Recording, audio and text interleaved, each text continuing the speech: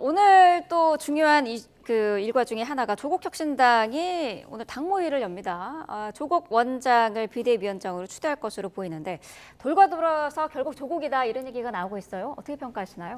결국 조국혁신당은 조국 전 의원의 개인 정당이라는 게 여실히 드러난 거잖아요. 그래서 조국혁신당인데 이제는 혁신은 사라지고 조국당만 남았다 이런 얘기도 있잖아요. 정말 잘못된 행태죠. 뭐냐면은 저희가 조국 전 의원의 사면과 관련해서도 얼마나 많은 얘기를 했습니까? 그 얘기는 일반인과 비교했을 때도 말도 안 되는 형량의 절반도 안 채운 사람을 사면시킨 거잖아요. 네. 그리고 그러한 무리한 사면 복권으로 인해서 그런 본인이 스스로 자숙하고 자성해야 되는데 그런 모습을 보이지 않고 본인이 오히려 더 광폭 행보를 하고 정치를 본격 재개했잖아요.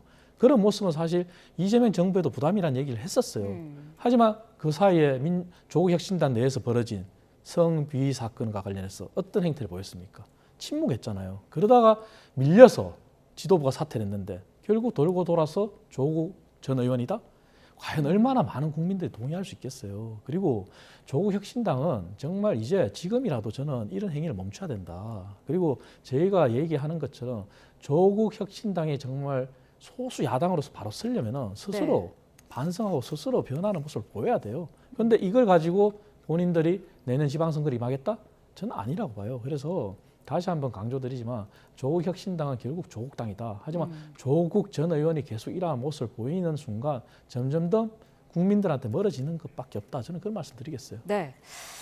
은욱은 상임고문도 어제 사퇴를 했고요. 이렇게 창당 멤버도 당을 떠나는 상황에서 이 비대위 체제가 과연 얼마나 힘을 받을 수 있을 것인가라는 의문은 있는 것 같아요. 그렇죠. 이제 시험대에 올랐다 이렇게 볼 수가 있고요. 지금 근데 말씀하신 대로 뭐 사면 때문에 이렇게 된 건 그런 건 아니잖아요. 사면 문제는 전혀 별개의 문제고 그것은 검찰의 폭거가 나름대로 과잉되게 했었던 측면을 좀 보정한 측면이 있기 때문에 그것은 여기에 들이댈 건 아니다라고 생각하고요. 네. 광폭 행보 역시 마찬가지입니다. 정당은 그렇게 하는 것이죠. 다만 나왔을 때 어쨌든 이 폭력 문제가 당내에서 일어났었고 당 지도부가 이것을 적절하게 해결하지 못했습니다.